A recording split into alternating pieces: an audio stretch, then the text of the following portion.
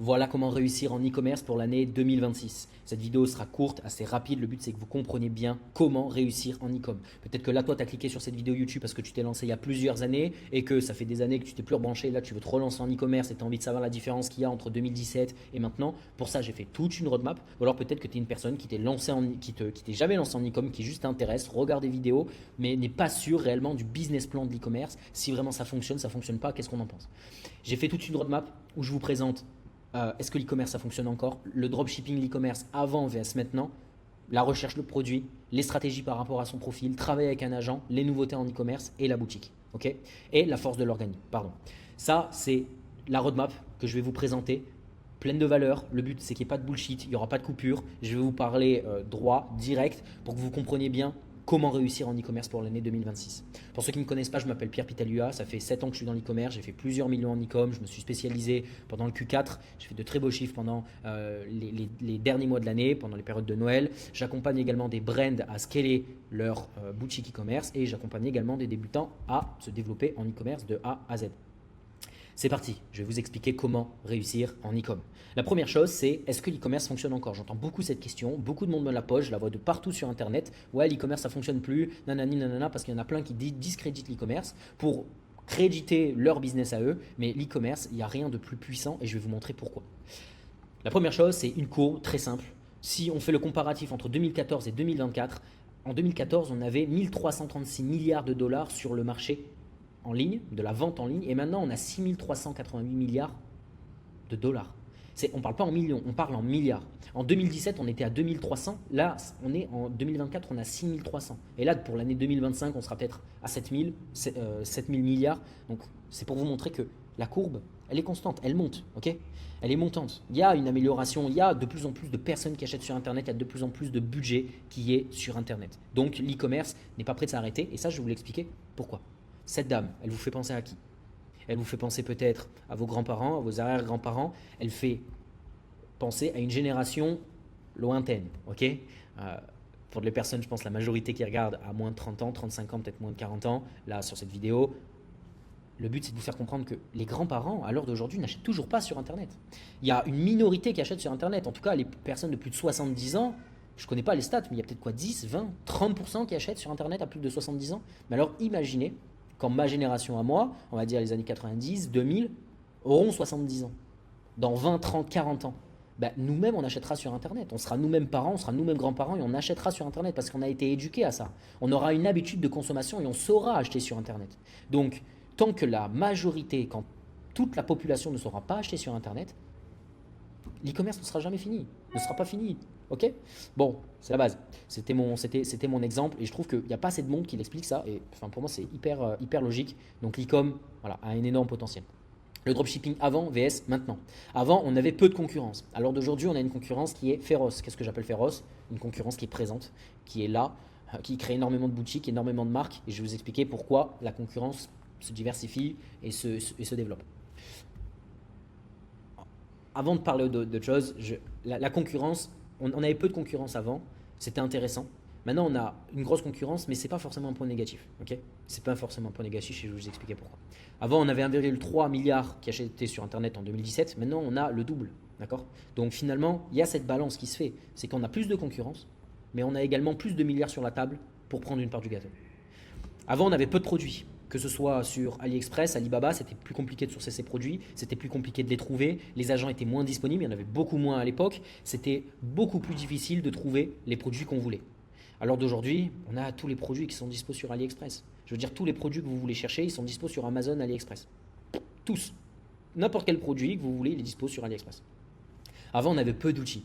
C'est-à-dire que pour créer une boutique, bah voilà, il fallait des semaines, des mois avant de faire un lancement, avant d'avoir une boutique professionnelle, il fallait commander le produit, faire ses propres shootings photos, faire la boutique, ça prenait du temps parce que Shopify n'était pas optimisé de la même manière, on n'avait pas les mêmes outils, donc forcément c'était plus galère. À l'heure d'aujourd'hui, on a des outils de malade, ultra puissants. On a ChatGPT, que tout le monde connaît, on a Perplexity qui nous permet de faire des analyses concurrentielles, on a Claude qui nous permet de faire tout le copywriting. Le copywriting, c'est tout l'aspect argumentaire, marketing sur notre page produit, sur notre boutique. On a Sora qui nous permet de générer des vidéos en IA hyper réalistes. On a Nano Banana qui nous permet de créer des images, des statiques, des mock-ups hyper réalistes pour nos pages produits, avec des logos, avec des packaging personnalisés. Enfin, c'est incroyable. Et on a TrendTrack pour faire de la recherche produit, pour analyser la concurrence.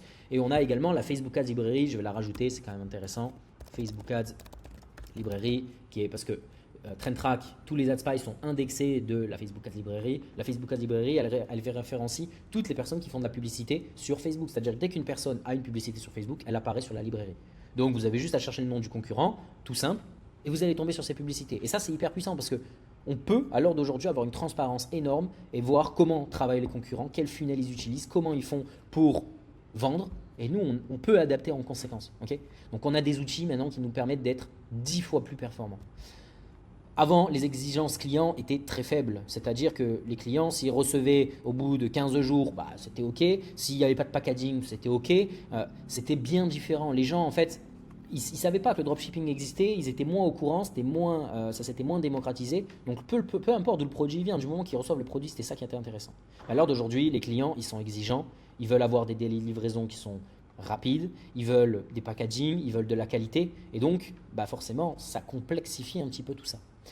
Ce qui est quand même cool, c'est que maintenant la Chine, avant il y a quelques années, 5, 6, 7 ans, il fallait 15 jours avant de livrer vers la France par exemple, ou vers l'Europe. Maintenant en une semaine, on peut faire Chine-France en une semaine en expédiant les produits. Donc déjà, c'est incroyable. On a des agents qui sont beaucoup plus présents, qui sont capables de personnaliser nos packaging, de rendre notre produit beaucoup plus professionnel. Il y a plusieurs années, en 2015, la Chine produisait en masse, ils commençaient à produire n'importe comment, et il y avait énormément de produits qui étaient de basse qualité. En revanche, à l'heure d'aujourd'hui, la Chine, ce serait une fausse idée de se dire que les produits chinois sont des produits de mauvaise qualité. Bien au contraire, les produits chinois sont de très bonne qualité. Après, évidemment, il faut savoir bosser avec les usines, les agents qui vous permettent d'avoir des produits aussi de bonne qualité. Mais maintenant, les Chinois, ils font du travail qui est vraiment solide, quoi. Donc, l'exigence client, elle est respectée en soi. Plus le temps passe et plus elle est respectée. Après, c'est à vous, plus en interne, qu'il faut respecter vos clients en annonçant correctement les livraisons, en ayant réellement vos packaging, en ayant une expérience d'achat qui comble votre client. Voilà, le avant-après. La recherche produit. La recherche produit, très simple. On va limiter la chance. Je vais vous expliquer pour ça. En 2026, la concurrence est trop forte pour faire de la recherche produit au hasard. Et ça, il y a encore beaucoup de personnes qui le font. Peut-être que toi qui regardes cette vidéo, tu es en train de te lancer, tu as validé un produit, mais réellement, si je te demande, voilà, pourquoi tu as choisi ce produit-là? Il faut que tu aies des arguments concrets, des chiffres à me donner. Il faut que tu saches le nombre de concurrents. Tu sais qui est ton concurrent principal. Tu sais quelle stratégie tu vas mettre en place. Où est-ce que tu vas vendre ton produit? Sur Insta, sur Facebook, enfin bon, c'est la même chose. Sur Snapchat, sur TikTok, en organique. Qu'est-ce que tu vas faire? Tu vas payer des influenceurs? Il faut avoir une méthodologie, une stratégie précise. On ne peut rien faire au hasard. C'est très grossier ce que j'ai fait là, mais voilà. Un produit un peu à effet waouh que vous voyez passer sur TikTok, tiens, il est sympa, je le lance, tiens, je mise sur la chance, mais peut-être que vous vous en rendez pas compte de miser sur la chance, mais ça va donner de la merde en fait. Ça va être n'importe quoi. Ça va être, voilà. 95% des gens qui se lancent en e-commerce, tous les concurrents, ils sont nuls. Okay, tout le monde fait n'importe quoi en e-commerce, personne respecte les règles marketing, personne n'adapte les stratégies par rapport à son profil, tout le monde est dépendant de Facebook, tout le monde lance des testings et personne ne réussit à faire de chiffres. Enfin, c'est catastrophique. Il y a une concurrence qui est énorme, mais la majorité fait n'importe quoi. Et ça, c'est toujours pareil, c'est celui qui est méticuleux, qui s'imprègne de son business, qui va derrière avoir les résultats. Donc, voilà. Par rapport à avant, on avait le nombre de merchants, c'était le nombre de boutiques qu'il y avait en ligne. Par exemple, en 2017, on avait 600 000 boutiques Shopify en ligne. Ça, c'est un screen de Shopify. En 2017, 600 000 boutiques qui étaient en ligne. En 2023, 2 millions. Peut-être qu'en 2025, 2026, on sera à 3 millions de boutiques. Okay, on a 3 fois plus de boutiques pour 2 fois plus de budget sur Internet. Donc, vous allez me dire, c'est pas hyper proportionnel, mais on parle en milliers de milliards. Enfin, je veux dire, sur 2 millions de personnes, ça veut dire que s'il y a 3 millions de shops et qu'il y a, j'en sais rien moi, 6 000 milliards de... Enfin, tout le monde, chaque shop pourra avoir 300 millions chacun sur chaque shop. Il y a une part du gâteau à prendre. Okay, bon, voilà, c'est des chiffres, c'est pour vous donner un petit peu. Il y a une évolution. Okay, et surtout, plus il y a une évolution et plus il faut faire les choses sérieusement. Et ça montre l'exemple parfait. Je suis allé chercher par exemple des vestes là pour l'hiver, okay, des vestes chauffantes. Ces vestes chauffantes, par exemple, là j'ai cherché des concurrents. Comme par hasard, les concurrents ils ont les mêmes images. Qu'est-ce que c'est que ce bordel?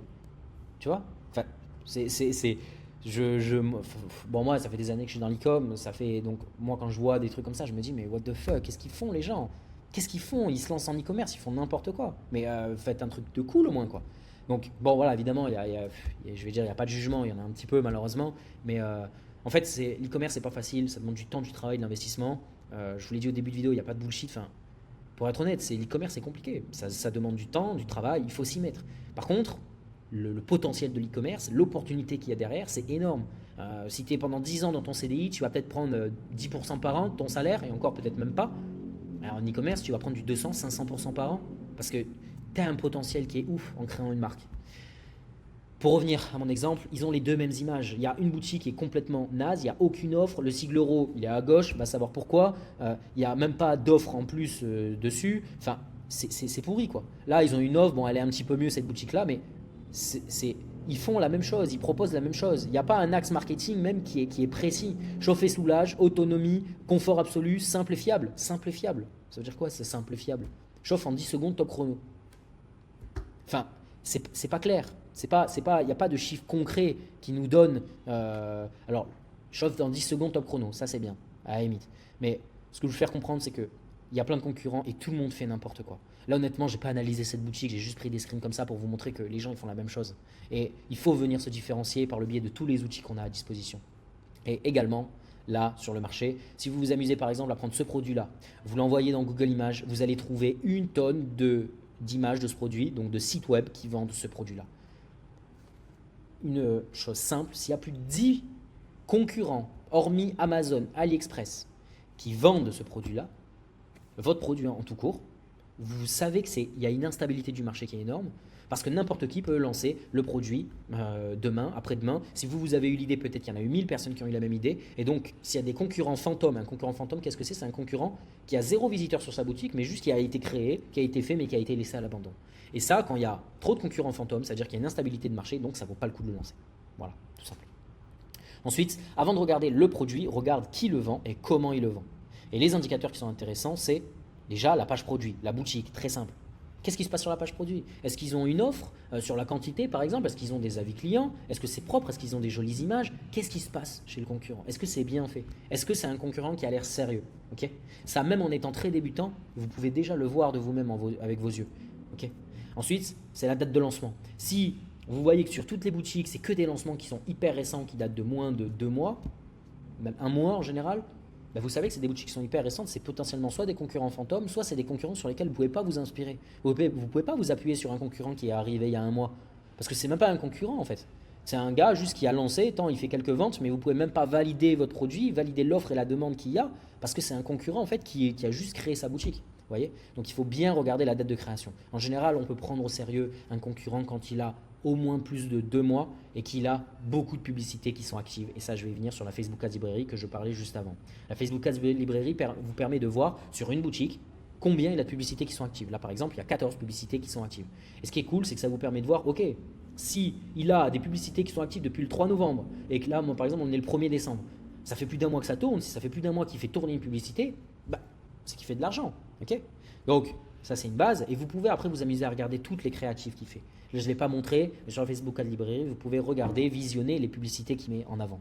Et ça, c'est hyper puissant parce que vous avez accès à ces pubs. Donc, ça vous permet de comprendre, ok, ah ouais, il cible là, il a fait un hook comme ça. Il cible avec cet axe marketing. Il parle, là, si on parle des culottes anti-futurinaires, ah oui, il parle des culottes anti-futurinaires, il parle du problème parce que beaucoup de dames se lèvent la nuit parce que malheureusement, elles ont eu des fuites. Ah ok, c'est ça son axe. Ah oui, d'accord, ça tourne ses publicités depuis 1 mois. D'accord, lui, il est actif depuis 2 mois. Ah, là, ça devient intéressant. Sa boutique, elle a l'air sérieuse. Ok, ça, c'est l'analyse de base, sans parler de trucs de ouf.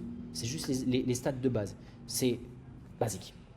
Ensuite, on a Google Trends avec les mots-clés. Très simple, vous marquez anti-fuite, vous regardez un petit peu l'anti-fuite, il y a de la demande tout au long de l'année. En termes de time to market, on est bon. Le time to market, qu'est-ce que c'est? C'est le potentiel qu'a un produit de se vendre à un instant T.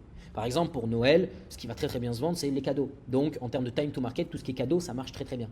En revanche, les culottes anti-fuite, on le voit, il n'y a pas forcément de time to market. Alors, si on zoome un petit peu et qu'on regarde un peu bien, on peut voir des pics ici, ici, ici, ici, ici. Et chaque pic, ce qu'on se rend compte, c'est que là, c'est un pic en juin. Là, ça a l'air d'être un pic aussi en plein milieu de l'année, en juin-juillet. Là, il y a l'air d'avoir un pic en fin d'année, peut-être en septembre. Là, on a un pic en juin. Et là, on a un pic, j'en sais rien, au milieu de l'année, entre juin et novembre. Ça a l'air d'être plutôt peut-être mois de mars, je ne sais pas. Ah, donc ça, c'est 2021. Peut-être que c'est même en juillet, en juin. Donc, vous avez vu, là, si on regarde un petit peu plus précisément, on voit que l'anti-fuite a une légère hausse de demande sur la partie juin, juillet, août, en été. Ok, voilà, très simple.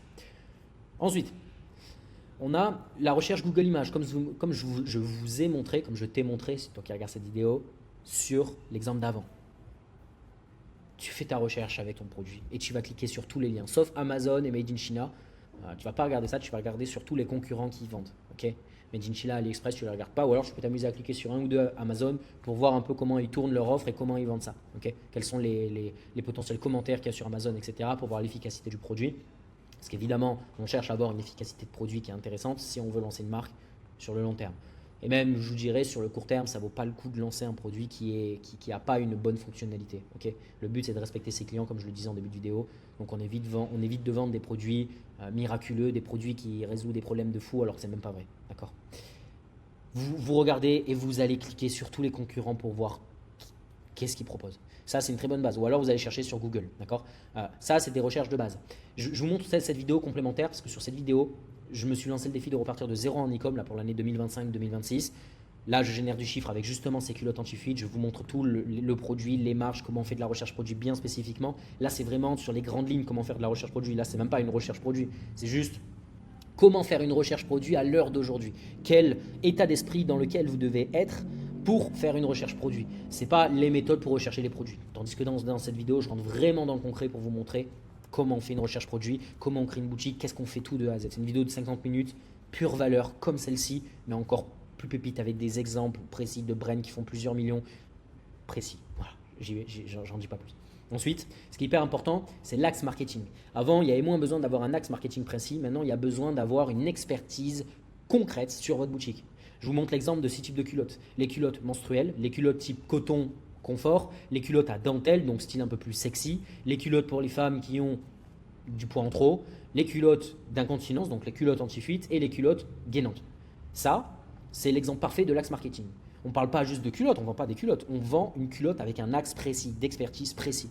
Est-ce qu'on va chercher la qualité en coton? Est-ce qu'on va chercher les fuites urinaires? Et là, il faut vraiment aller chercher l'offre, la demande, l'axe marketing précis qui va intéresser les gens avec qui on bosse. Okay, avec qui on voudrait, à qui on voudrait vendre. Pardon, je me perds. Voilà. L'axe marketing, hyper important. Et ça, pareil, j'en parle énormément dans ma vidéo. Là, j'en parle très peu, mais pourtant, il faudrait que j'en parle pendant des heures de l'axe marketing. C'est hyper puissant de devenir expert. D'ailleurs, pour ceux qui se demandent, est-ce que c'est une boutique? Est-ce qu'on crée des boutiques monoproduits, multiproduits? Moi, je vous conseille d'être expert dans un produit et de lancer un produit. Et avec le temps, évidemment, vous n'allez pas vendre pendant 10 ans un seul produit. Non, c'est au bout de 2 mois, quand vous avez validé votre offre, votre produit d'appel, là, vous allez venir ajouter des produits complémentaires. Vous allez ajouter ce système de collection, potentiellement, si vous vendez des vêtements, par exemple. Vous allez ajouter ce système de collection avec différents coloris, différents modèles, différents produits qui ont une autre utilité. Et là, vous deviendrez de plus en plus expert dans votre niche en matière générale. D'accord? Voilà. Ensuite, les stratégies par rapport à son profil. C'est hyper important de comprendre ça. Il y a énormément de personnes qui racontent n'importe quoi sur Internet, qui vendent de tout, de rien, qui discréditent l'e-commerce, qui parlent de dire ouais, le Facebook Ads c'est ce qu'il y a de mieux, l'organique c'est ce qu'il y a de mieux. Non, c'est pas vrai. Il y a des stratégies évidemment, je pense, qui sont peut-être un peu mieux que d'autres, mais elle sera vraiment mieux par rapport à ton profil. C'est-à-dire que si tu as du temps mais pas d'argent, c'est évident que tu ne vas pas te lancer en publicité. Et si tu n'as pas de temps mais que tu as de l'argent, tu vas plus te lancer en publicité parce que tu ne vas pas te faire chier à faire de la création de contenu, qu'on soit clair. Okay, donc voilà, les strats, tout dépend de profil.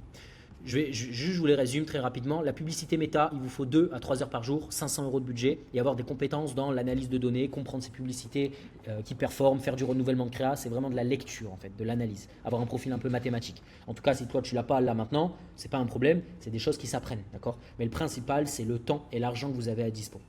Et le risque que vous êtes prêt à prendre. Ça, c'est les 3 métriques les plus importantes. L'argent, le temps et le risque. Là, il vous faut un peu de temps, un peu d'argent et un risque moyen élevé.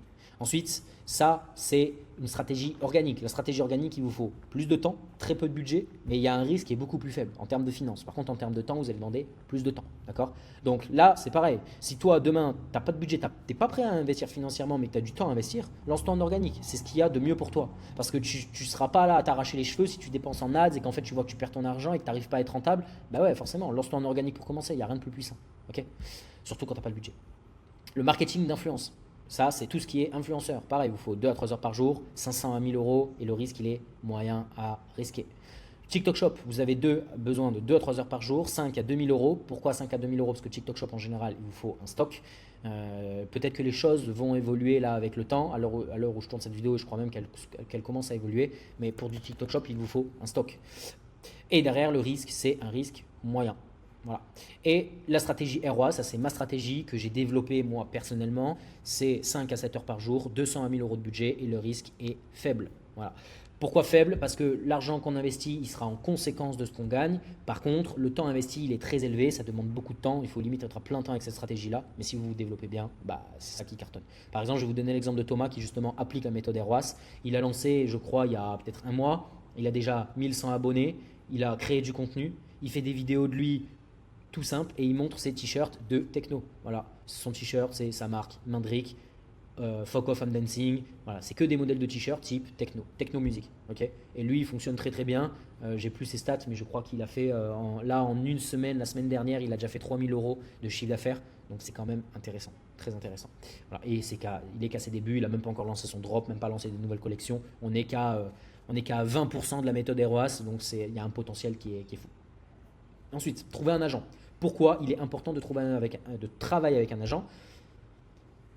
Parce qu'AliExpress, c'est terminé. Je ne veux pas aller plus loin. Voilà, honnêtement, il y a de l'exigence client. On ne peut plus travailler avec AliExpress à l'heure d'aujourd'hui. Ça vaut plus le coup. Ça vaut plus le coup. Même pour gérer ses premières commandes, pourquoi pas? Parce que c'est dans les cas où vous n'avez pas d'agent, de fournisseur. Mais ça ne vaut pas le coup de travailler avec AliExpress. Ok.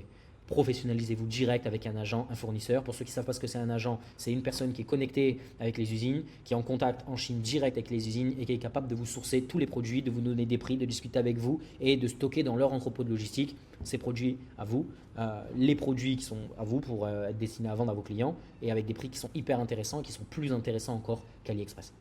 Là, moi, j'ai un contact d'un agent. Si toi, là, tu te lances dans l'e-commerce, tu es intéressé là par ma manière d'approche, de parler, de présenter et d'expliquer les choses et que tu as besoin de davantage de conseils, tu as potentiellement l'idée de prendre un accompagnement parce que tu te sens paumé, tu te sens perdu dans l'e-com, alors j'ai un lien en dessous de cette vidéo. Tu réserves un call et moi je peux te donner 10-15 minutes de mon temps juste pour te conseiller, te donner des conseils. Et si je vois que tu as besoin d'un accompagnement, besoin d'avoir toujours une certification sur une validation sur ce que tu fais, que tu as besoin de te coucher le soir en sachant ce que tu vas faire le lendemain et voilà, être toujours sur le bon chemin, la bonne direction, on parlera accompagnement, mais on en discutera pendant ce call. Donc n'hésite pas à réserver, c'est avec plaisir que je peux te donner 10-15 minutes de mon temps. Et surtout, pas préciser, abonnez-vous à ma chaîne YouTube. Je ne suis pas encore un influenceur, ce n'est pas mon objectif, j'ai 250 abonnés. Si on peut faire monter cette chaîne YouTube à un peu plus d'abonnés, ce serait trop bien. Ensuite, oui, pour rechercher un agent, peut-être que vous allez me dire, ouais, mais comment on fait pour rechercher un agent? Tout est expliqué là-dedans. Okay. Allez, la suite. J'en suis où? J'en suis là. Les nouveautés en e-commerce. On a Gemini et ChatGPT. Ça, par exemple, c'est une photo en IA. Tout simple. Ok. Et personne ne sait que c'est de l'IA. Là, en fait, c'est pour vous montrer la puissance de l'IA, c'est qu'on est capable de tout. Mettre des produits avec un packaging, mettre des produits sous un feuillage, mettre un produit comme vous voulez, en fait, sous n'importe quel décor. On est capable de personnaliser ça hyper professionnellement. Donc, ça, c'est les nouveautés en e-commerce. On a Sora avec des vidéos Sora qui nous montrent de A à Z. Je vous montre une vidéo, vous allez comprendre. Hop, c'est parti, je suis sur Facebook. Alors, je vais cliquer. Bon, je vous avoue que j'avais un peu honte d'en parler, mais j'avais souvent des petites fuites. Et franchement, ces culottes m'ont changé la vie. On se sent enfin à l'aise, protégé, sans avoir l'impression de porter une couche. 3 couches pour une protection totale. Conforcia absorbe, bloque et garde la peau sèche tout au long de la journée. Hop, bon, vous avez compris l'idée. Hop, je retourne sur mon miro. Ça, c'est une vidéo full IA. Il n'y a rien qui a été fait. Il n'y a rien qui a été fait à la main. Tout est fait avec l'IA. Donc, pour vous montrer la puissance de Sora. Voilà. Ensuite, on a Perplexity qui est capable de nous faire des veilles concurrentielles. Vous lui mettez, ok, je m'intéresse à la niche des culottes anti-fit pour les dames qui ont plus de 50 ans. Est-ce que tu pourrais me faire une veille concurrentielle, me notant par exemple la quantité de personnes qu'il y a sur le marché, l'argent qu'il y a sur le marché en dollars ou en euros, qui sont les concurrents potentiels en France, et il va vous cibler, il va vous citer toutes les infos que vous voulez savoir. C'est pas hyper encore précis, mais ça vous donne de très bonnes informations pour faire une veille concurrentielle et savoir comment vous situer. Et on a Claude qui vous permet de faire du copywriting. C'est encore mieux que ChatGPT. N'utilisez pas ChatGPT pour faire vos axes marketing, vos arguments. vous utilisez Claude, vous lui demandez, voilà, je fais ma page produit, j'ai besoin que tu me fasses des titres émotionnels, des textes, voilà ce que je vais faire, là je vais mettre un GIF qui parle de ça, est-ce que tu pourrais me faire ma description? Voilà, il te fait tout et c'est très très très propre. Voilà. Ça, c'est les outils, on va dire, les plus intéressants, importants pour vraiment scinder le truc. Il existe des tonnes d'outils, le but c'est pas de vous présenter ça, mais en termes de grosses lignes, voilà. ChatGPT, Gemini pour la génération d'images, Sora pour les vidéos, Perplexity pour la veille concurrentielle, Claude pour l'argumentaire marketing, et on a aussi TrendTrack pour la veille concurrentielle. Voilà, pour la recherche produit, je veux dire. Ensuite, on a la boutique. Ne pas se perdre dans l'IA mal faite ou une boutique type dropshipping 2015. Là, par exemple, c'est l'exemple de base. On a 2 vidéos que le mec a mis. Enfin, il n'y a pas besoin d'être un génie pour comprendre que ça, c'est de l'IA, quoi. Donc là, on se perd dans de l'IA mal fait. Et ça, c'est très compliqué, c'est qu'il y a énormément de monde du coup qui profite de tous les nouveaux outils mais qui le font mal, et quand tu fais mal le taf, ben forcément ça se ressent, et il vaut mieux avoir des photos qui sont moins bonnes mais réelles que des photos trop pro, des vidéos trop pro mais qui font trop IA, parce que c'est cramé, ok. Comme là, hein, c'est hyper IA quoi, c'est hyper IA, et encore bon ça c'est une bannière, ça pourrait à la limite passer, mais c'est hyper IA. Et également les boutiques type dropshipping 2015. Ça fait type dropshipping 2015. Voilà, un Black Friday écrit en noir, un titre, voilà, gilet thermique auto-chauffant avec batterie gratuit. Il n'y a même pas de E, avec une batterie gratuite. Enfin, je sais pas. Il n'y a même pas d'offre. Le sigle euro, il est à gauche. Enfin, c'est très mal fait. Donc, ne tombez pas dans l'ancienneté, dans les boutiques type 2015. Il faut professionnaliser sa boutique. Ok. Voilà. Ça, pareil, je l'explique dans ma vidéo que je vous ai montré là juste avant. La force de l'organique. Ce qui a changé par rapport à avant et maintenant, c'est qu'avant, les influenceurs avaient une énorme force sur le marché. C'est que dès que des influenceurs faisaient des pubs, on les croyait, tout le monde achetait. Okay, et maintenant, les créateurs de contenu sont supérieurs à l'influence.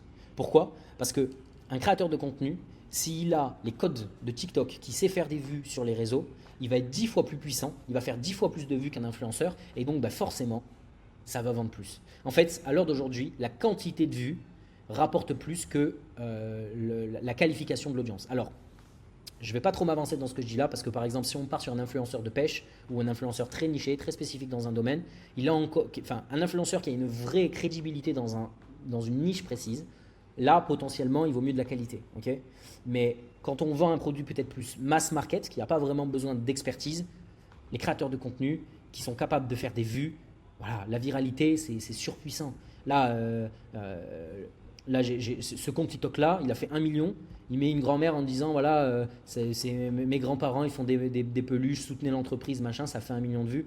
Bah voilà, ça a vendu. Ça, c'est une vidéo qui a peut-être rapporté 10, 20 000 euros de chiffre d'affaires, peut-être même plus, peut-être même 50, je sais pas. Vous voyez un peu l'idée?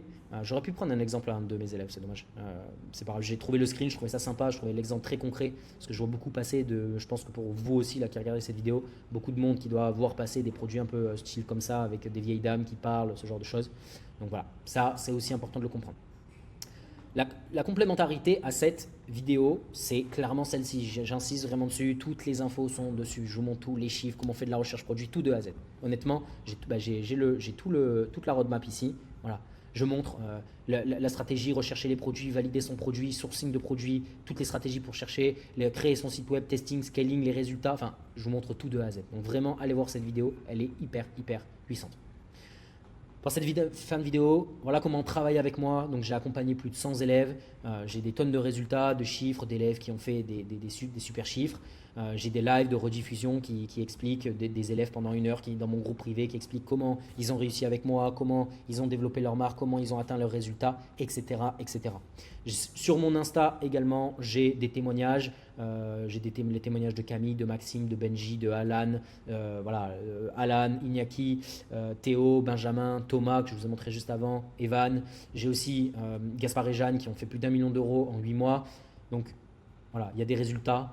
La question c'est, si vous êtes intéressé de bosser avec moi, c'est pas de savoir si ça va fonctionner ou pas, c'est à quel point ça va fonctionner. Moi je suis pas un magicien. C'est pas moi qui vais bosser à votre place. Moi, je suis là pour vous permettre de garder toujours le bon chemin, la bonne direction, une bonne ligne droite, de vous permettre d'avoir des objectifs toutes les semaines et savoir comment on avance et valider chacune de vos décisions. Voilà à quoi sert un accompagnement. Un accompagnement, ça sert à bien communiquer. Si on communique bien et qu'on s'entend bien, forcément, on aura des bons résultats. Si vous appliquez bien tous mes conseils, vous aurez des bons résultats. En fait, c'est toujours pareil. Okay, voilà, je pense que vous avez compris ma valeur. Je vous invite à aller voir ma vidéo. Je vous invite à vous abonner à ma chaîne YouTube. J'espère que cette vidéo vous aura plu. N'hésitez pas en commentaire à me dire des suggestions de prochaines vidéos que je pourrais faire. Ce sera avec plaisir que je les ferai. Et puis, je vous souhaite à tous une bonne fin de Q4. À très vite, très bientôt. Lancez-vous en e-com, c'est une super opportunité. Et puis, à très vite.